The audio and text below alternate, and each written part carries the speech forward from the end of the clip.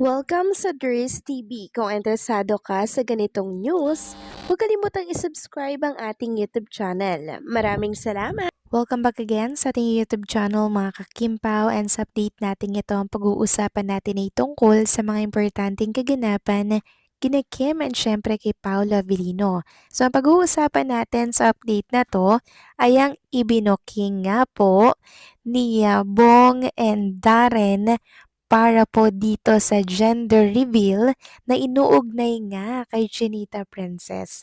Naku, mamaya pag-uusapan natin yan, and syempre, alamin din natin kung saan pumunta si Kim Chu pagkatapos niya pong mag-it showtime. Lahat yan tatalakayin at pag-uusapan natin, pero bago po ang lahat, maraming salamat po sa inyong patuloy na pag-support at pagsubaybay sa mga daily update natin. Kaya naman bilang pasasalamat, narito po ang isang napili kong komento patungkol ito sa naging previous update. Mula ito kay Ginang Arlene Cassis, sabi niya, sa pananahimik ni Kim sa mga buntis issue messengers, baka nga totoo. Silence means yes, ika nga ni Kim sa interview sa kanila ni Bianca noon. During sa promotion nila ng My Love Will Make You Disappear, may tinanong si Bianca noon sa kanya. Ang sagot ni Kim, kapag daw kinonfront mo na daw yung tao at hindi sumagot, ang ibig sabihin daw ay totoo. Sabi niya, silence means yes. So sa issue ngayon sa pananahimik nila, baka totoo Miss Ders o baka din may tamang oras, petsa, araw na magsasalita sila. Tama po kayo dyan, Ginang Arlene Cassis. Tumpak na naman po itong inyong naging komento. Silence means yes. Pero ang maganda dito, hindi niya po itinatago, bagkus nilalantad niya pa nga mga kakimpaw. And hindi na naman po nakakagulat na ganito po yung mangyari, di ba? Kay Chinita Princess. Kasi sabi ko nga, nasa tamang edad na yang si Chinita Princess, hindi na yan bata pa, no? Although young looking, pero syempre yung edad po ni Chinita Princess, talagang ipag-aasawa na po yan at ipagbubuo na po ng pamilya. Pero syempre, antayin pa rin natin yung magiging statement ni Chinita Princess tungkol nga dito sa mga kumakalat na balita online at sa mga picture na kung saan malaki nga po yung puso ni Kim. So sana po linawin niya po ito. Sabi ko nga po para hindi na ito magsanga-sanga pa at gawa ng issue ng kung sino-sino dyan. Para malinaw lang po mga kakimpaw at para po tapos na ang issue kung hindi man ito totoo. Kaya sana linawin sana ito ni Chinita Princess para din po sa kalaman ng mga fans, 'di ba? So maraming salamat po sa inyong komento, Ginang Arlene Cassis. God bless po sa inyo at mabuhay kayo. So eto na nga, pag-usapan na natin ang mga balita po na nakalap natin sa update na to, at unahin na nga nating pag-usapan ng pinuntahan po ni Chinita Princess pakatapos niya sa pagla-live dito po sa It's Showtime. So napag-alaman natin mga kakimpaw na kaya pala siya nagmamadali ring umalis dahil siya po ay pupunta pa pala sa kanyang House of Little Bunny siya para po mag-inventory, and syempre maglinis na rin ng mga aparato dito sa kanyang shop na kinalalagyan po ng mga bag niya na House of Little Bunny. At kung inyong mapapansin, talagang may hawak na naman pong pentel pen or marker itong si Chinita Princess.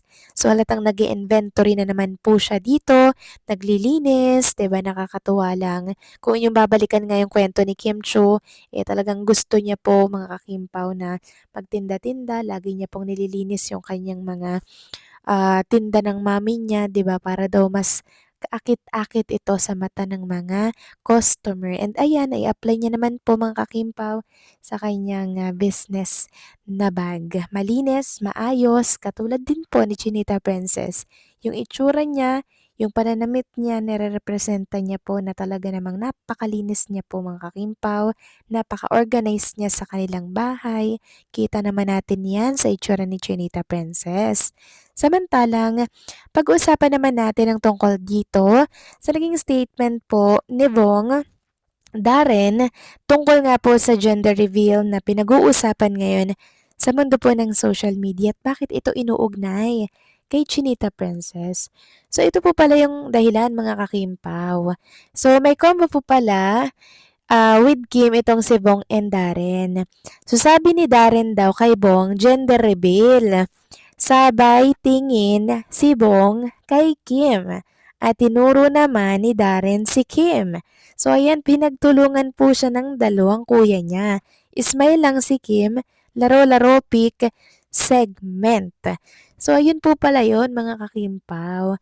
Kaya pala may pa-gender reveal sa It's Showtime. Super color pink naman kasi yung kasuotan ni Chinita Princess.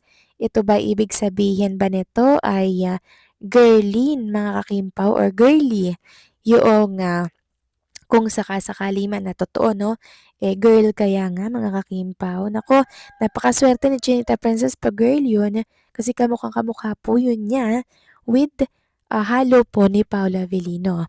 Sabi pa dito, hay nako, hindi naman preggy wife ni Bong. 43 years old na wife ni Bong at may kasunduan niyan sila na di na sila magbe-baby. Okay na sila sa dalawang son ni Bong kay Bianca. Baka mapagkatuwaan lang ni Darren cause he's wearing light blue while si Kimmy ay pink. So, ayun naman pala mga kakimpaw. Baka nga naman napagkatuwaan lang kasi blue at pink nga naman po ang kasuotan nila doon. Si Kim kasi pink na pink. Tapos sumabay pa po yung malaking puson niya na talaga na mga in-screenshot po at kalat na sa mundo po ng social media. Kaya may pa-gender reveal kahapon. At kung usapang puso naman mga kakimpaw, medyo lumaki nga po yung puso ni Chinita Princess, no? Unlike noon na may puson siya pero hindi ganyan kalaki. Ngayon kasi talagang lumaki po siya mga kakimpaw. Sabi ko nga, baka dahil sa kakakain, dahil nga po lagi sa ibang bansa, si Chinita Princess, tapos hindi po nakakapag-exercise. Hindi na po nakakapag-running every Sunday, 'di ba? Na kung saan kinagawian nga po nila lagi yun ni Paula Avellino, pero hindi na po nila yun nagagawa. Tapos minsan na lang makapag-gym, mga kakimpaw. Kaya lumalaki siguro yung puson kahit sino naman pong babae mga kakimpo kasi pag hindi po nag-exercise tapos kain ng kain, panigurado ang puson, sobrang laki. Pagkakamalan talagang buntis mga kakimpaw.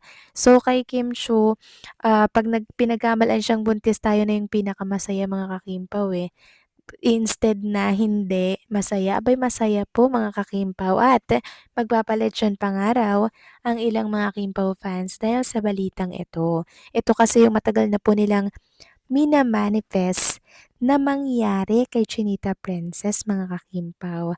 Kasi syempre, 36 years old na si Kim Chu, tapos ilang taon na lamang po, malapit-lapit ng mag-menopause. So ilang taon ba yung menopause? 40 or 45? So malapit-lapit na.